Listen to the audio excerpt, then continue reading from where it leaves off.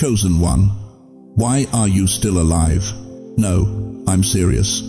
Why didn't that heart attack take you in 2009? Why did you wake up this morning when 3 people in your city didn't? Why are you here right now, staring at this screen, when you could have scrolled past like you do everything else? You think this is coincidence? Heaven just stopped your timeline. The Almighty literally interrupted your day, your plans, your routine, your normal, because there's something you need to hear before the sun sets on America today. And if you miss this, I don't know if you'll get another chance. Listen to me carefully. You know that feeling you've been carrying, that weight in your chest that won't go away no matter how much you pray. That sense that something massive is coming but you can't name it. That's not anxiety, beloved. That's not your age. That's the sound of eternity knocking on the door of your spirit, saying, your name was just spoken in the throne room. You've been feeling overlooked, haven't you? Forgotten by your own children. Invisible to a world that worships youth. Lying awake at 3 a.m., wondering if God even remembers your address. You whisper in the dark, God, where are you now? Did I miss my moment? Am I too old, too late, too broken? But what if I told you? What if I looked you dead in the eye and told you that every single one of those feelings was a setup? That the enemy has been whispering lies to keep you from discovering what God embedded in this very moment? There's a reason you're exhausted. There's a reason the pressure has been building for months. It's not burnout, dear soul. It's contraction. You're not falling apart. You're about to give birth to something heaven has been growing in secret. You know when a doctor calls and says, we need to talk? That urgency, that flutter in your stomach. Heaven just gave you one of those calls, and you picked up. Before we go deeper, I want to pause and thank every single one of you who has supported this message through Super Thanks. Your generosity means more than you know. You're not just giving, you're helping spread light to others who feel alone in their calling. Whether you give or not, I'm deeply grateful for your presence here. Your support, your time, your attention, it all matters. And if this message resonates with your soul, go ahead and sow that seed of faith. Here's what I need you to understand. There is one thing God has been trying to show you for months. It's hidden inside the very pressure you've been feeling. And in the next few minutes, I'm going to reveal what the enemy has been desperately trying to keep you from seeing. But first, if your spirit already feels this tug, if something inside you is saying, this is for me, drop I'm here in the comments right now. Let heaven see you showed up. Let the angels take notice. Because chosen one, you're not watching this by accident. You were summoned. Why does your bed feel heavier at night? Why does silence sound louder than it used to? Why do you wake up at 3 a.m. with your heart pounding, not from a nightmare, but from a knowing you can't explain? Listen to me, chosen one. That weight pressing down on your chest, that's not depression. That loneliness creeping into your bones even when you're surrounded by family, that's not abandonment. And that sense, that deep, unsettling sense that something enormous is about to break open, that's not your imagination running wild. It's confirmation. You've been walking through your own life like a stranger in your own house. The lights are off. The furniture hasn't moved, but everything feels unfamiliar. You know these rooms. You've lived here for 70, 80 years, but suddenly, nothing feels like home anymore. You reach for the light switch, and your hand passes right through where you thought it was. You're disoriented in the place you know best. That's what's been happening to your spirit. For months now, maybe longer, you've been carrying something you can't name. It wakes you up. It follows you to the kitchen table. It sits with you during your morning coffee. It rides with you to the doctor's office. It's there when you're flipping through channels, pretending you're not lonely. It whispers when you're staring at your phone, wondering why your kids haven't called. And you've been trying to pray it away, haven't you? You've been on your knees asking God to remove this heaviness. Lord, take this from me. I'm tired. I'm old. I don't have the strength for this anymore. You've begged him for relief, for lightness, for the joy you used to feel when you were younger and everything made sense. But it won't lift. And do you know why? Because what you're feeling isn't something God wants to remove. It's something he's deliberately placed on you. James 1-3 tells us, The testing of your faith produces perseverance. But here's what most preachers won't tell you. That word testing in Greek is dokimion. It doesn't mean God is checking to see if you'll pass or fail. It means He's applying pressure to prove what you're made of. Not to Him, He already knows. To you and to hell. You think God has been silent? No, beloved. Silence isn't God leaving you. Silence is God leaning in. Think about it. When does a doctor lean in close? When he's listening for your heartbeat, when he's checking for signs of life, when he needs to hear something faint, something most people would miss. That's what's been happening in your spirit. The Almighty has been leaning in so close you can feel His breath on your neck, listening for the sound of your surrender. But you've mistaken His proximity for His absence. Romans 8:18 declares, I consider that our present sufferings are not worth comparing with the glory that will be revealed in us. Not to us. In us. The glory isn't coming from outside. It's erupting from within. And that pressure you've been feeling, that's the glory trying to break through the surface of your ordinary life. You've been feeling abandoned by people, haven't you? Your children are too busy. Your friends from church, half of them have passed on, and the other half don't call anymore. You sit in that living room, looking at pictures on the wall of a life that used to be full, and now it's just you and the silence and the television you keep on for noise. But what if I told you that every person who walked away, every friend who stopped calling, every door that closed in your face, what if all of that was divine strategy? What if God has been isolating you, not as punishment, but as preparation? Psalm 34:18 says, The Lord is close to the brokenhearted and saves those who are crushed in spirit. Did you catch that? He's close to the brokenhearted, not distant, not indifferent, not ignoring, close, intimate, present. The closer you get to your assignment, the more alone you'll feel. Because God can't use you powerfully while you're still depending on people's approval, people's presence, people's validation. He had to strip all that away, so the only voice you'd hear is His. You know what's been happening, don't you? The attacks have been increasing. Right before you found this message, something happened. Maybe it was a phone call that ruined your peace. Maybe it was a medical report that shook your faith. Maybe it was a memory that wouldn't stop haunting you. Maybe it was just heaviness. Unexplainable, unshakable heaviness. That wasn't random. The enemy always attacks hardest right before your breakthrough. He doesn't waste ammunition on people who don't matter. He reserves his fiercest assaults for the ones carrying something he fears. And, chosen one, you've been under siege, because hell knows what heaven has been preparing behind the scenes. There's a shift happening in the invisible realm right now. While you've been sitting in your living room feeling forgotten, angels have been rearranging furniture in the spirit. While you've been crying in the middle of the night, wondering if God still sees you, your name has been spoken in divine counsels.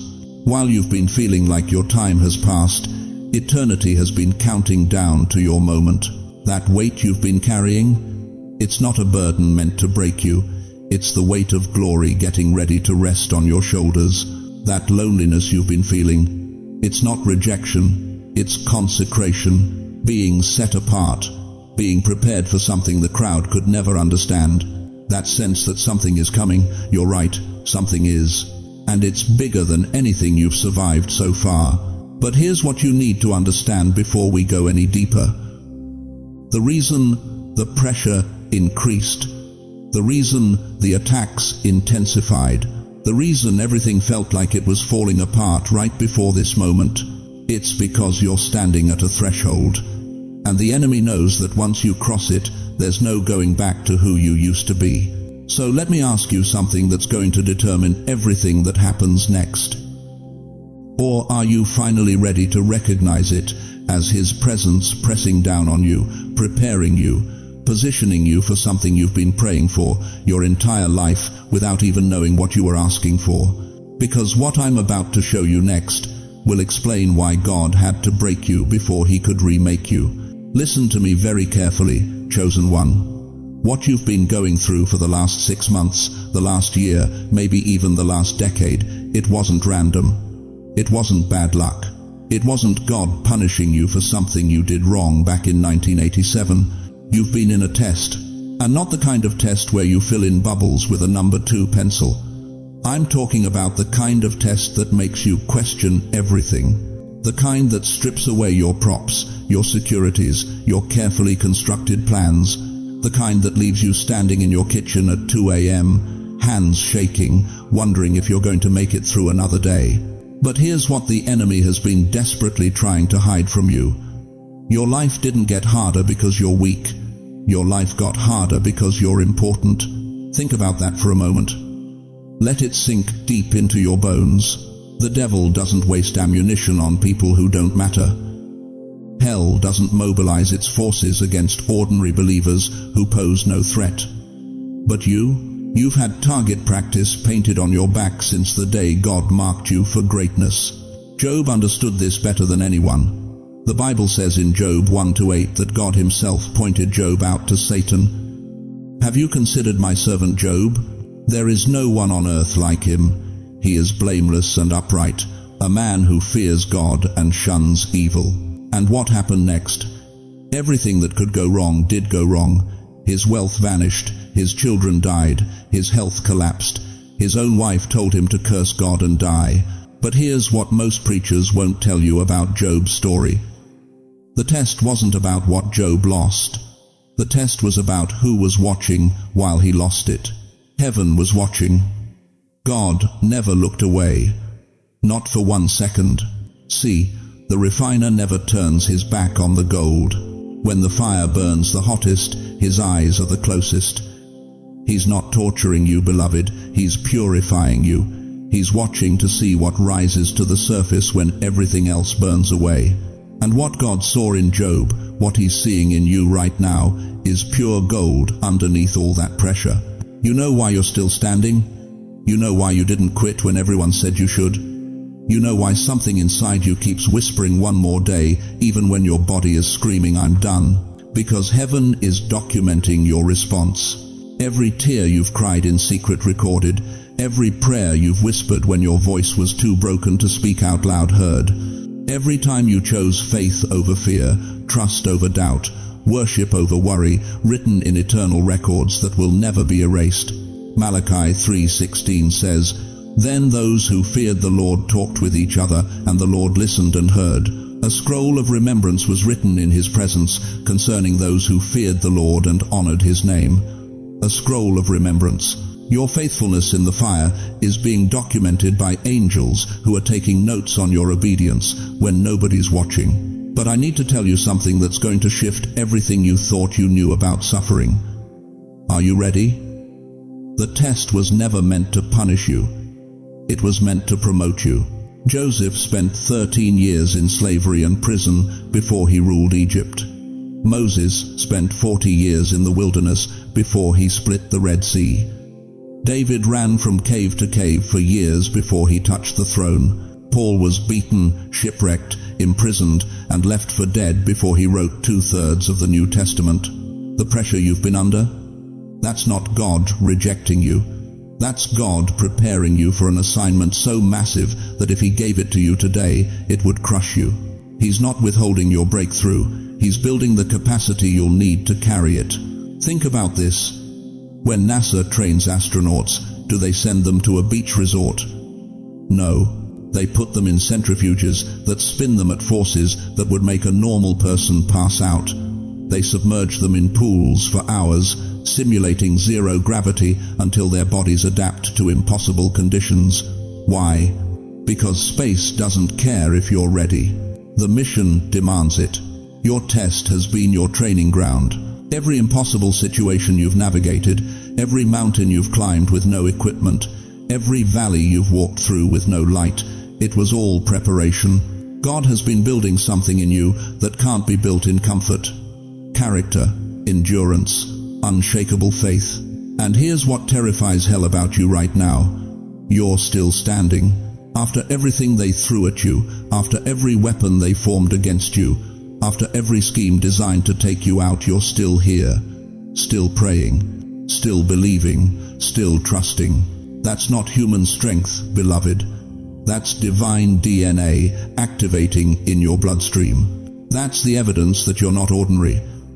That's proof positive that heaven has invested too much in you to let you fall now. 1 Peter 4:12 says, "Dear friends, do not be surprised at the fiery ordeal that has come on you to test you as though something strange were happening to you. God's not shocked by your struggle. He orchestrated it. He designed it. He's been right there in the furnace with you the entire time, making sure the temperature was hot enough to refine you, but never hot enough to destroy you. Your private obedience when the world wasn't watching, God saw it.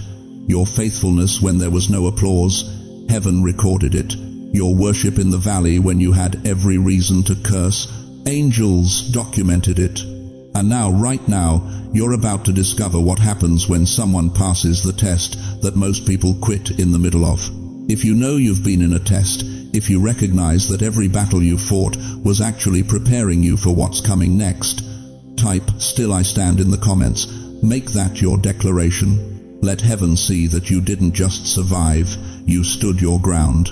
Because what I'm about to reveal next will show you exactly why God needed you to pass this specific test before he could release what he's been holding in reserve for you. You want to know the truth? The real reason you're exhausted right now, it's not your age, it's not your circumstances, it's the silence, the deafening, soul-crushing silence from heaven that's been following you like a shadow for months, maybe years. You've been praying the same prayers so long, your knees have made permanent dents in the carpet beside your bed. You've been believing for breakthrough until the word itself tastes like ashes in your mouth. And nothing moves. That job your son needed, still unemployed. That healing you claimed, still waiting. That reconciliation with your daughter, she still won't return your calls. That financial miracle you've been standing on scripture for, your bank account is still screaming at you every time you open it. Let me ask you something that's going to cut deep. How many times have you whispered in the dark, "God, did you forget me?" How many Sunday mornings have you sat in church, watching everyone else get their testimony while you're still living in your test? How many nights have you stared at the ceiling at 3 a.m., wondering if you did something wrong, if you're being punished, if maybe, just maybe, you missed your window? I know exactly what you've been thinking. You've been wondering if God moved on, if he's answering younger people's prayers because they have more time, more energy, more value. You've been battling thoughts that whisper, "You're too old now. Your season passed. God's done with you." But what if everything you think you know about delay is wrong? Listen to me carefully, chosen one. When a farmer plants a seed, what happens next? Does it explode out of the ground in 24 hours? Does it announce itself with trumpets and fanfare? No. It goes silent. It goes dark. It goes underground where nobody can see it. And in that darkness, in that pressure, in that seeming nothingness, that's when the most important work happens. The seed breaks open. It dies to what it was. It sends roots down before it ever sends shoots up. And every single day it sits in that soil, you'd swear nothing was happening. You'd swear it was dead, forgotten, wasted. But God never wastes a seed. Your delay is not your denial, beloved. Your delay is your development. Every month you've been waiting, every door that stayed shut, every prayer that seemed to bounce off the ceiling, heaven was working underneath. God was sending your roots deeper, stronger, wider than they've ever been. Because what he's about to release in your life is so massive, so overwhelming, so far beyond anything you've asked or imagined, that if it came any sooner, you'd collapse under the weight of it. You needed these years to build the capacity for what's coming. Think about Moses. 40 years in Pharaoh's palace learning leadership. Then another 40 years in the desert learning humility. 80 years old, 80, before God said, "Now you're ready." You think Moses understood the delay? You think he wasn't wondering in year 35 of herding sheep if he'd missed his calling? But God was building something in the wilderness that the palace could never produce. Think about Joseph. 17 when he got the dream. 30 when he got the throne. 13 years of slavery, betrayal, false accusations, and prison. 13 years of delay. But Genesis 41 to 46 doesn't say Joseph was bitter when Pharaoh finally called him. It says he was ready. The delay didn't destroy his destiny, it refined it. You know what's happening to you right now? The same thing. God has been quiet because he's been working. He's been distant because he's been digging. He's been slow because he's been strategic. And every closed door, every unanswered prayer, every moment of silence has been building pressure in the spiritual realm that's about to explode into your natural circumstances. Here's what you need to understand. Something you thought God forgot is about to return. That promise from 15 years ago that you gave up on, it's not dead. That dream you buried after the third disappointment, it's not over. That calling you convinced yourself you imagined, heaven never cancelled it. The prophet Habakkuk stood in his own season of crushing delay, and God told him something that's going to shatter every lie you've believed. For the vision is yet for an appointed time, but at the end it will speak, and it will not lie. Though it tarries, wait for it, because it will surely come, it will not tarry. Did you catch that? Though it tarries, though it delays, though it takes longer than you expected, though it feels like forever, it will surely come. Not might come. Not could come if you're lucky. Will come. The delay doesn't cancel the promise, the delay confirms it. Because easy promises don't require waiting. Quick answers don't require faith. Instant breakthroughs don't require character. But you, God trusted you with delay because he knew you could handle what shallow believers couldn't. He knew your roots would go deep enough. Your faith would grow strong enough. Your character would become solid enough to carry what's about to be released. The silence wasn't abandonment, chosen one. It was the sound of God working behind the scenes, moving pieces into position, orchestrating divine appointments, preparing people you haven't even met yet to be part of your breakthrough. Your waiting wasn't wasted. It was warfare, and you won. But here's the question that's going to determine everything that happens next. Now that you know the delay was strategic, now that you understand heaven was working while you were waiting, are you going to keep believing the lie that you missed your moment? Or are you finally going to step into the truth that your moment is right now? Because something is about to break loose, and you need to be ready. Listen to me very carefully, chosen one. The moment heaven spoke your name in that throne room, something else heard it too. And what I'm about to tell you might shake you to your core, but you need to understand this if you're going to survive what's coming next. Hell only attacks what heaven anoints. You think it's coincidence that the pressure increased right after you started feeling hopeful again? You think it's random that your body started breaking down just when you finally had peace about your purpose? You think it's bad luck that your own children suddenly turned cold right when you were about to step into something new? No, beloved, that's warfare. Strategic, calculated, demonic warfare. See, the enemy doesn't waste ammunition on people who don't matter. Satan doesn't deploy his best demons against folks who pose no threat to his kingdom. But you've had a target on your back since the day God whispered your assignment. And now that you're getting close, now that breakthrough is within reach, hell is throwing everything it's got at you. But here's what's going to mess with your mind. The attacks don't look like attacks anymore. Remember the Garden of Eden? The serpent didn't charge at Eve with fangs out and venom dripping. He didn't attack her with violence or obvious evil. Genesis 3:1 says he was more crafty than any of the wild animals. He slithered up with a conversation, a question, a suggestion that sounded almost reasonable. Did God really say? That's how the enemy operates when you're close to your blessing. He stops being obvious. He stops being loud. He gets subtle. He gets sophisticated. He wraps poison in pretty packaging and hands it to you with a smile. Let me tell you what this looks like in your life right now. That opportunity that came out of nowhere, the one that seems too good to be true, the one that would pull you away from what God's been whispering to your spirit, that's not provision, dear one. That's distraction dressed up as breakthrough. That old friend who suddenly reappeared after years of silence. the one who's filling your ear with doubt about the very thing God told you to do. That's not reconciliation. That's sabotage wearing a familiar face. That peace you feel about giving up, about settling, about saying I'm too old for this anyway.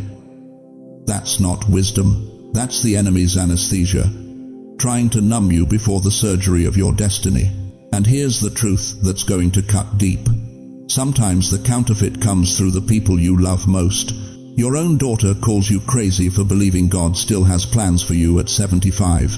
Your son rolls his eyes when you talk about the dreams you've been having. Your best friend from church, the one you've known for 30 years, suddenly thinks you're getting a little too spiritual and suggests you calm down and act your age.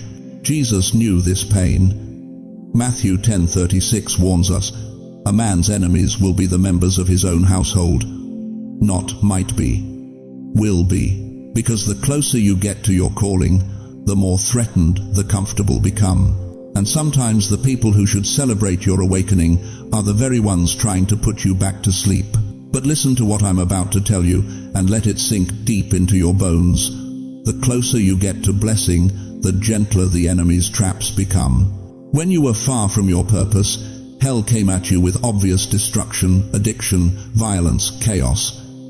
But now that you're inches away from breakthrough, the traps look like wisdom, they sound like concern, they feel like love. Maybe you should wait a little longer. That sounds reasonable, doesn't it? But it's delay wrapped in caution. You need to be realistic about your age. That sounds practical, doesn't it? But it's limitation disguised as logic. God wouldn't ask you to do something this uncomfortable. That sounds spiritual, doesn't it? But it's comfort masquerading as faith. Do you see what's happening? The enemy knows he can't stop you with obvious attacks anymore. You've survived too much.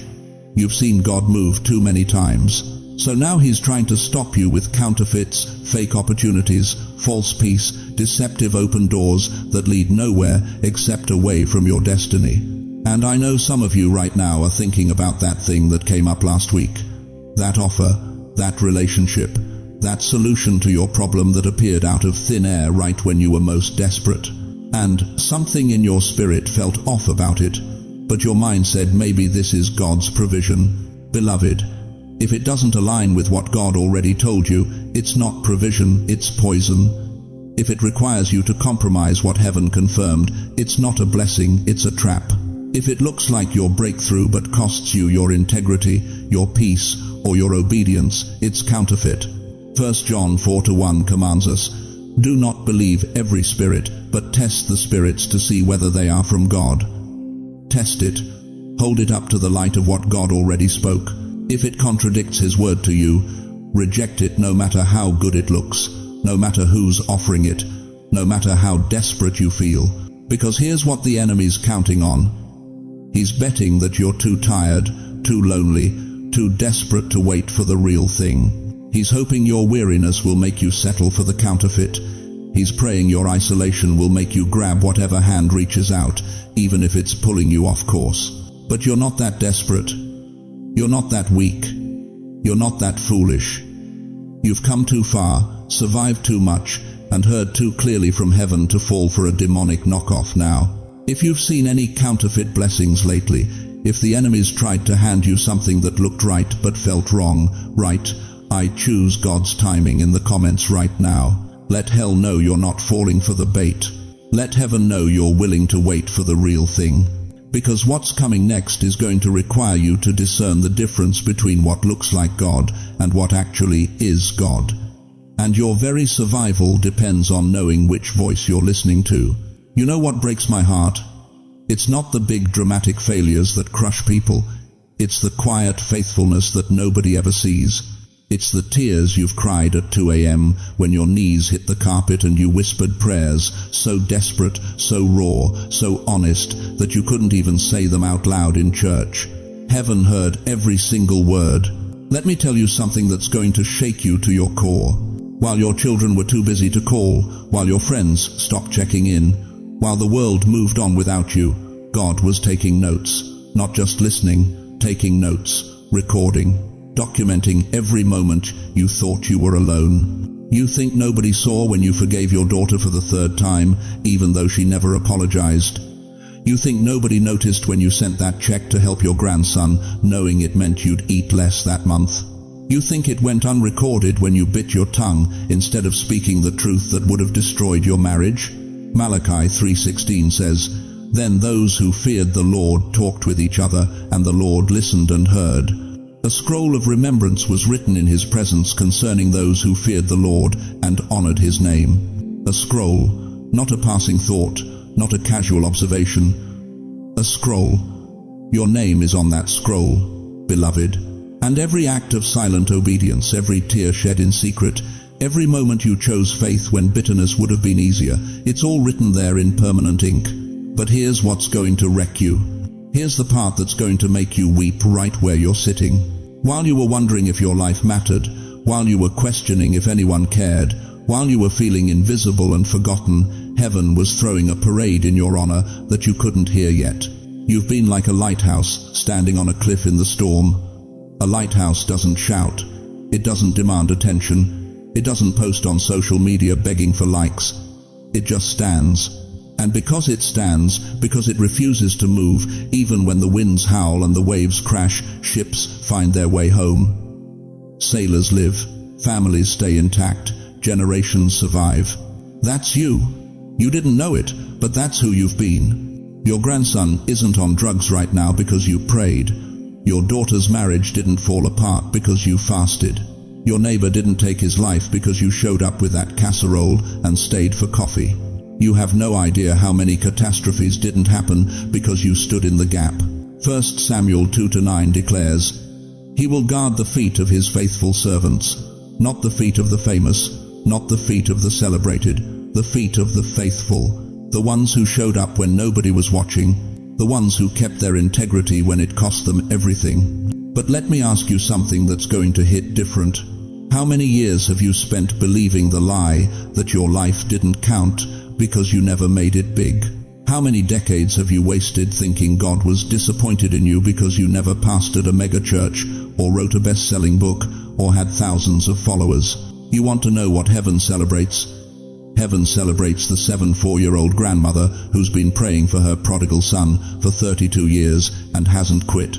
Heaven celebrates the 1-year-old widower who still sets a place at the table for his wife every Sunday because remembering her faithfulness keeps him faithful. Heaven celebrates the 8-year-old woman who volunteers at the food bank every Thursday, even though her knees scream with arthritis. Those aren't small things, dear one. Those are eternal investments that compound interest in realms you can't see yet. Jesus said in Matthew 6-4, "So that your giving may be in secret. Then your Father, who sees what is done in secret, will reward you." Did you catch that? Your Father who sees, not who might see, not who occasionally glances, who sees. Present tense, active, constant, unblinking. Nothing, and I mean nothing you endured was wasted. That loneliness, it taught you how to commune with God when no one else was around. That financial pressure, it forced you to depend on Him instead of your own strength. That heartbreak, it cracked you open so His light could shine through. Every single moment of suffering had a purpose. Every tear had a destination. Every prayer had a filing number in heaven's archive. And right now, this very second, God is preparing to honor what you did in silence. But here's the urgency you need to feel in your bones. The window for this recognition is narrow. The season for this unveiling is specific, and you're sitting in it right now. Heaven noticed when no one else did. Heaven recorded what everyone else ignored. Heaven celebrated what the world called insignificant. And now heaven is about to shock the people who overlooked you by showing them what they missed. Now heaven is about to elevate the faithful servant who thought their season was over. Now heaven is about to prove that the last shall be first and the hidden shall be revealed. Your lighthouse didn't go dark, beloved. It's been shining the whole time. You just couldn't see how many ships you were saving. But the fog is lifting, and what's about to be revealed will leave you breathless, because when God honors the hidden, He doesn't do it quietly. So here's the question that will determine everything. Now that you know heaven has been watching, now that you understand your faithfulness has been recorded, what are you going to do with this revelation? Dear one, I need to talk to you about something that's going to cut deep. I'm talking about that hospital room. You know the one where the doctor's words hung in the air like smoke and you couldn't breathe. The one where you held your spouse's hand and felt it go cold. The one where they said stage 4 and time stopped. I'm talking about that moment you opened the mail and saw the foreclosure notice. 43 years of mortgage payments, and now strangers were coming to take the only home your grandchildren ever knew. You sat at that kitchen table, the same table where you'd served Sunday dinners for decades, and you couldn't even cry anymore. You were past tears. You were in that place beyond breaking. I'm talking about that phone that doesn't ring. Your daughter hasn't called in 8 months. Your son moved to California and forgot you exist. Those grandkids you raised while their parents were working, they don't even know your birthday anymore. You scroll through Facebook, seeing their lives continue without you, and something inside you whispers, I don't matter anymore. You know what I'm describing, don't you? That moment when you looked in the mirror and didn't recognize the person staring back. When did you become so old? When did your body betray you like this? When did the world decide you were invisible? But here's what's about to shatter everything you thought you knew about those moments. Here's the revelation that hell has been fighting to keep from you. Here's the truth that's going to split your understanding wide open. You weren't breaking down. You were breaking open. Listen to me carefully. Every single moment you thought was destroying you was actually reconstructing you. That's not poetry, that's prophecy. That's not comfort, that's covenant. God wasn't abandoning you in that hospital room. He was operating on you. That financial collapse wasn't punishment, it was pruning. Those children who walked away, they were removed so you could finally hear what heaven has been trying to tell you. John 12:24 says it plainly. Unless a grain of wheat falls to the ground and dies, it remains only a single seed. But if it dies, it produces many seeds. You thought you were dying, beloved, but you were being planted. Think about a seed for a moment. Really think about it. When a farmer pushes that seed into dark soil, covers it with dirt, buries it where no light can reach, is he trying to kill it? No, he's positioning it for transformation. But here's what nobody tells you about seeds. They must break before they grow. The outer shell must crack. The protective covering must tear apart. And in that moment of breaking, that moment that looks like death, that moment when everything seems lost, that's when life begins.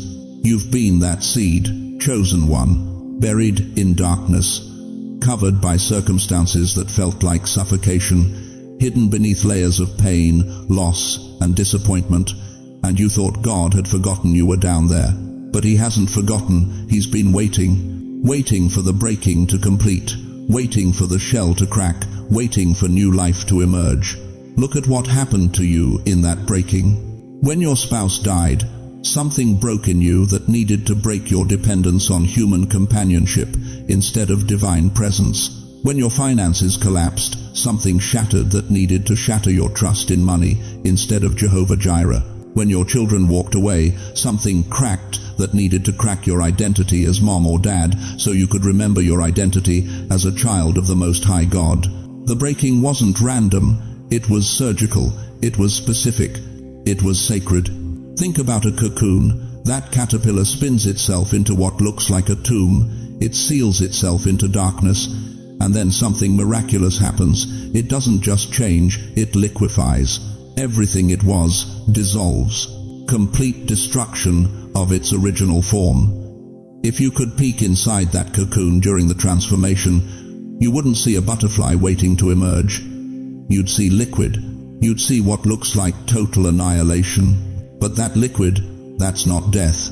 That's metamorphosis. That's the moment between what was and what's coming. That's the holy space where God does His most profound work. You've been in the cocoon, haven't you? That's what these years have been. That season when everything you were got liquefied.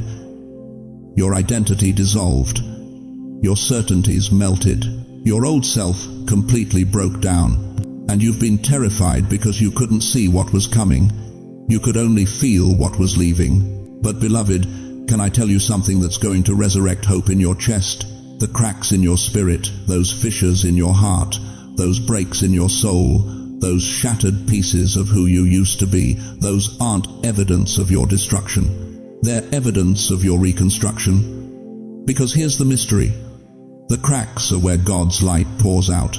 Leonard Cohen wrote, "There is a crack in everything. That's how the light gets in." But I'm telling you something deeper. The cracks aren't just where light gets in, they're where light gets out. You think you're broken and diminished? No.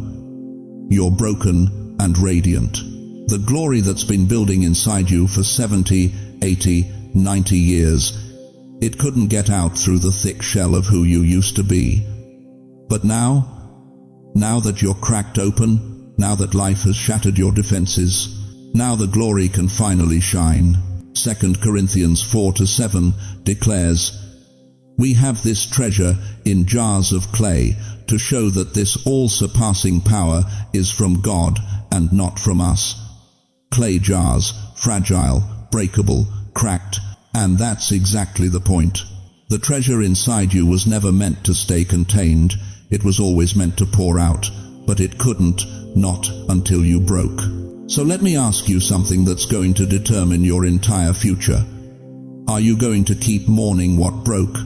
Or are you going to celebrate what's breaking through? Are you ready for God to turn your breaking into your becoming? If you're ready, if you're finally ready to stop seeing yourself as damaged goods and start seeing yourself as a cracked vessel pouring out glory type, I'm ready right now. Because what happens next requires you to embrace the break. You remember that door, don't you? The one that slammed in your face when you were certain, absolutely certain, it was God's will for your life. That job you didn't get in 1987. That house you couldn't buy in 92. That relationship that fell apart right when you thought you'd finally found someone. That business opportunity that dissolved overnight. That invitation that never came. You've been carrying that rejection for decades, 30, 40, maybe 50 years of wondering what went wrong. Lying awake, replaying every detail, asking yourself, what did I do to deserve that? Why did God say no when I prayed so hard? Was I not faithful enough? Not worthy enough? Listen to me very carefully, chosen one. What if I told you that closed door wasn't rejection at all?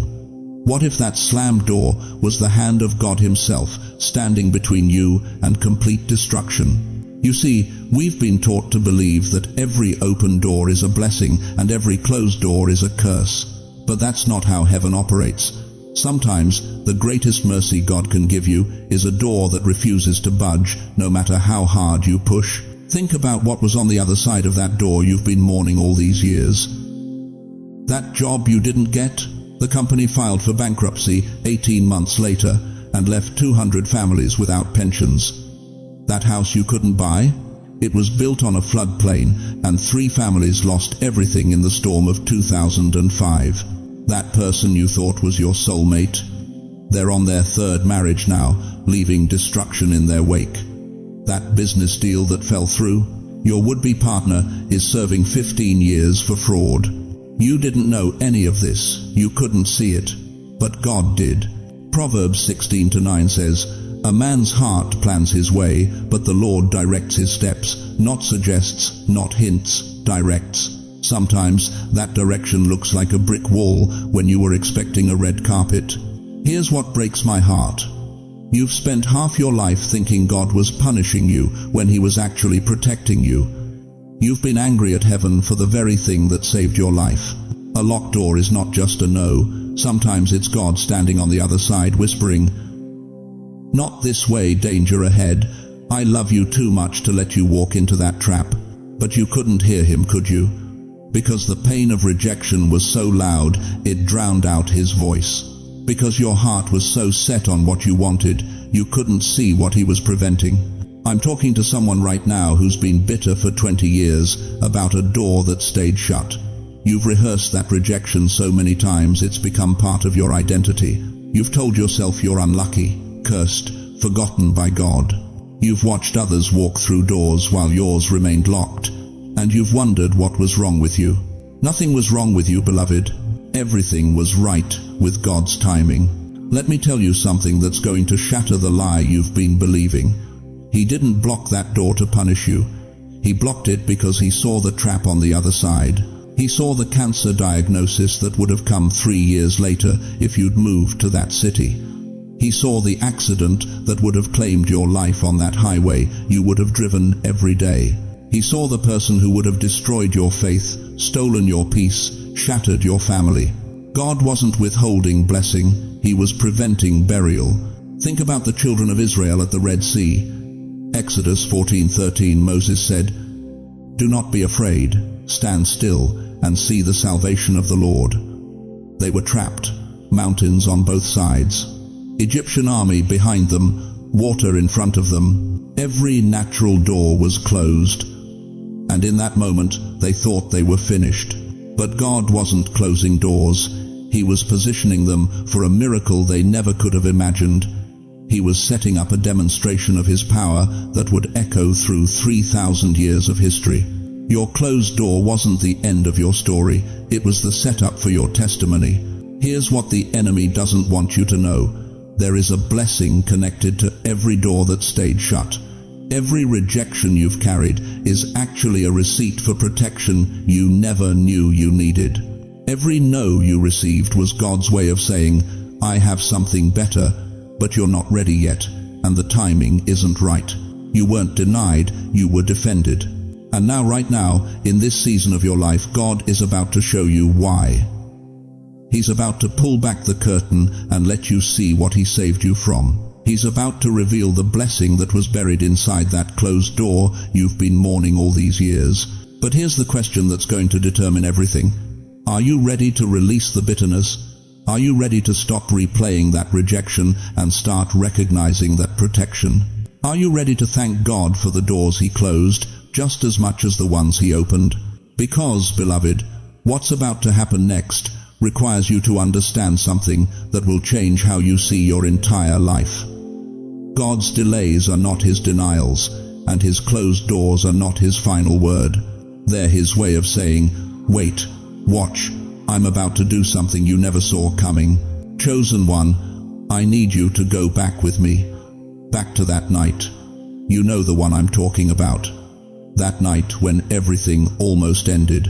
Maybe it was December of 2003. Maybe it was a Tuesday in July of 98. Maybe it was last year. But there was a moment, a split second, when hell had you in its crosshairs. The enemy had drawn up the papers, your obituary was written. The funeral arrangements were nearly set. But you're still here. Why? Let me tell you something that's going to make the hair stand up on the back of your neck. There was a night when a war council convened in the unseen realm. Demons gathered around your address like vultures circling prey. They studied your schedule. They knew your route to work. They knew you'd be alone. They knew you were vulnerable. And they struck. But what they didn't know, what they couldn't see, was that before they ever showed up, heaven had already deployed. Do you remember that car accident on the Cross Bronx Expressway? You were doing 65 in the middle lane when that truck lost control. 3 cars piled up, metal twisted like paper, glass everywhere. But somehow, you swerved at the exact right millisecond. You still don't know how your hands moved that fast. You still can't explain the reflex that wasn't yours. That wasn't luck, beloved. That was an angel's hand on your steering wheel. Or maybe it was subtler than that. Maybe it was the morning your alarm didn't go off. You were furious, scrambling, running 20 minutes late for that appointment. You cursed under your breath, frustrated at the delay. But then you found out later the building you were headed to had a gas leak. The explosion happened at 9:47 a.m., exactly when you would have been walking through that door. The alarm that didn't go off? That was heaven buying you time. Think about it. How many times have you had a gut feeling that made no logical sense? That whisper in your spirit that said, "Don't get on that bus." That unease that made you cancel plans. That strange heaviness that kept you home when everyone else went out. You thought you were being paranoid.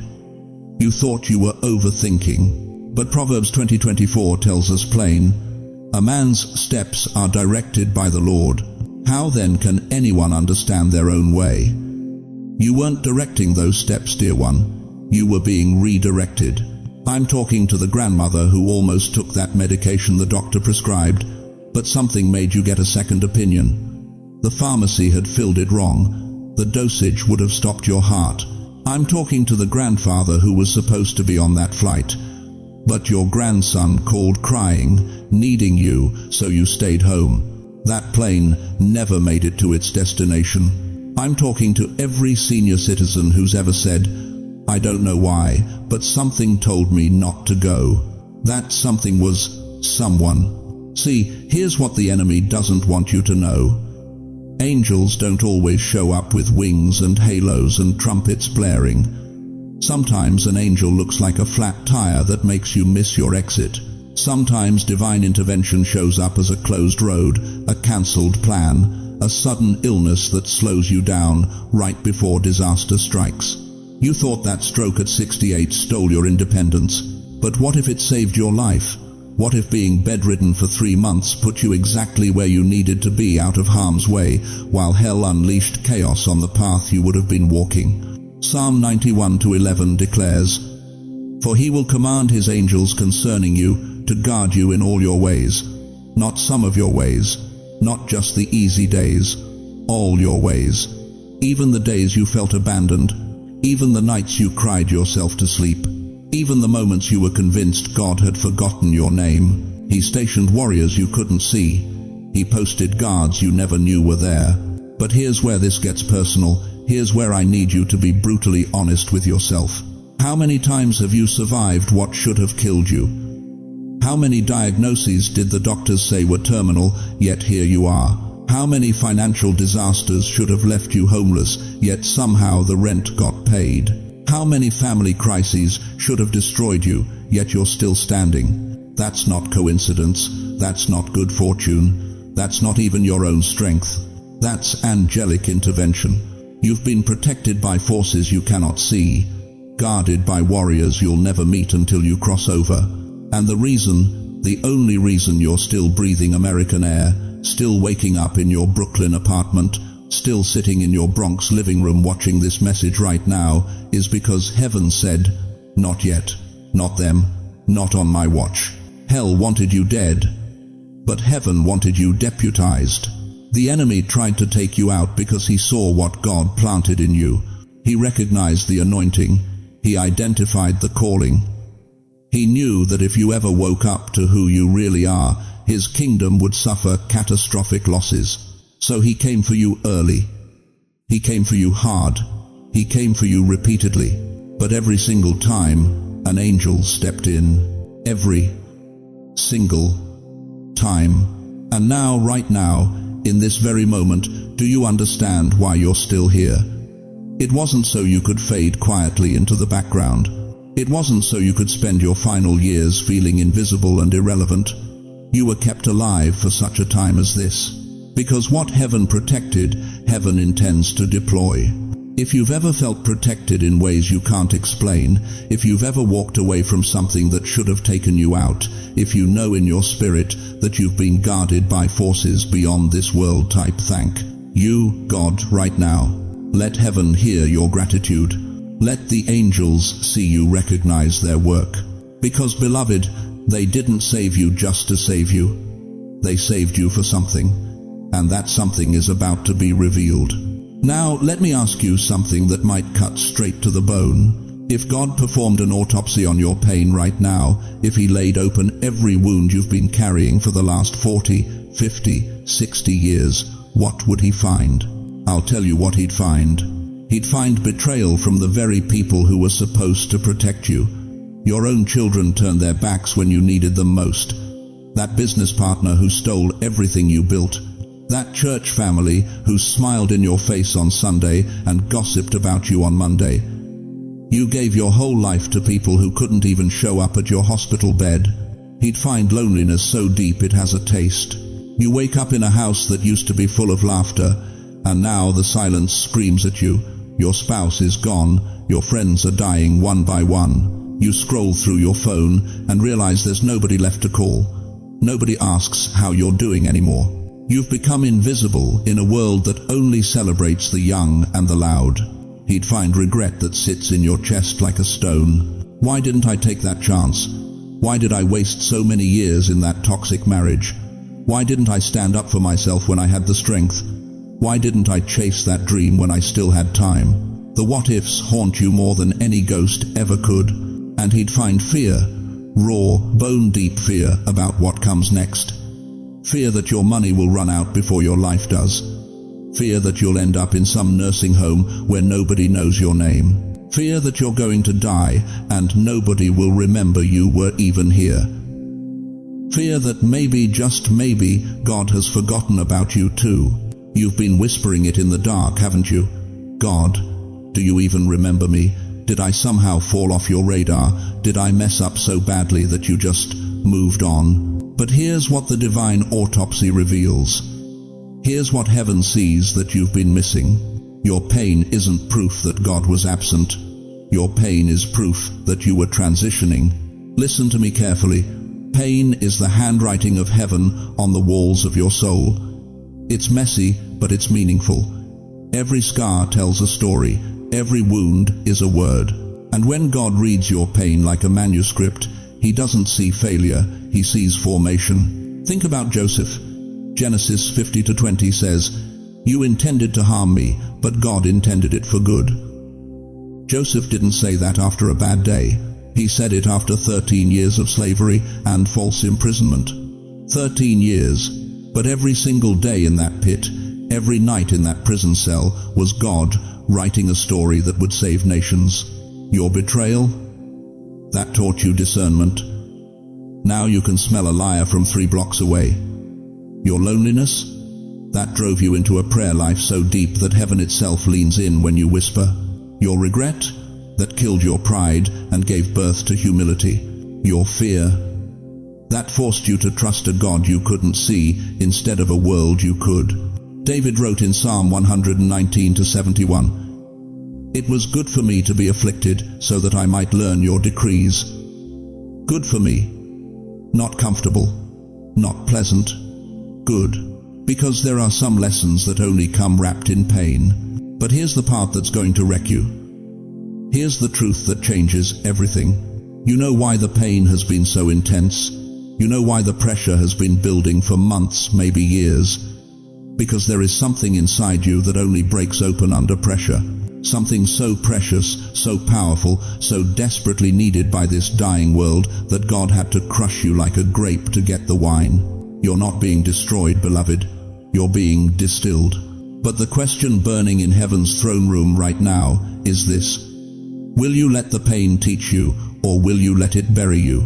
Because what happens next in your life depends entirely on how you answer that question. And what happens next is something you never saw coming. Beloved, as we come to the end of this sacred moment together, I need you to hold 3 truths close to your heart. First, your pain has never been pointless. Every wound you've carried, every tear you've cried in secret, every moment you felt forgotten, it was all preparation, not punishment. God has been writing a story through your scars that only you can tell. Second, you are not too old, too late, or too broken for God to use you. The same God who called Moses at 80, who opened Sarah's womb at 90, who gave John the revelation in his 90s, that God is looking at you right now and saying, your finest hour is still ahead. And third, this message found you today because heaven needed you to hear one thing: you are not alone. Even when your phone doesn't ring, even when your children don't call, even when the world has moved on without you, the Creator of the universe has not forgotten your name. He's been working behind the scenes, orchestrating details you can't see, preparing doors you haven't found yet, positioning you for a breakthrough that will leave you speechless. And right here, in this community, you have thousands of brothers and sisters who understand your journey. We're not just viewers on a screen, we're a family united by faith, connected by struggle, and bound together by the love of Christ. So let me ask you this final question. What if everything you've been through was preparing you for something so magnificent that it required every single year, every single tear, every single battle to make you ready for it? Now, wherever you are, let me pray over you. Heavenly Father, I place my hand on the shoulder of every precious soul hearing these words. You know their names, you know their struggles, you know the battles they've fought in silence and the tears they've cried in secret. Lord, I pray that you would breathe fresh hope into their weary spirits right now. Where they feel forgotten, remind them they are engraved on your palms. Where they feel weak, be their strength. Where they feel lost, be their guide. Father, open doors that no man can shut. Bring divine connections that will change their trajectory. Restore relationships that seem beyond repair. Heal bodies that doctors have given up on. Provide finances from sources they never expected. Give them peace that surpasses all understanding and joy that the world cannot take away. Most of all, Lord, let them feel your presence right now. Let them know beyond any doubt that they are loved, they are chosen, they are not alone. In Jesus' mighty name, Amen. Now, I want to hear from you. Drop a comment below and tell me what God spoke to your heart today. Share your testimony. Ask for prayer. This community will surround you. And please share this message with someone who needs to hear it. There's someone in your life right now who feels exactly like you felt before you clicked on this video. Thank you for staying with me through this entire journey. Thank you for opening your heart. If you haven't already, please subscribe to this channel and ring that notification bell because your breakthrough story is just beginning. And I don't want you to miss what God reveals next. Until we meet again, walk in the authority of who you are. You are chosen. You are loved. You are never alone. God bless you, mighty warrior.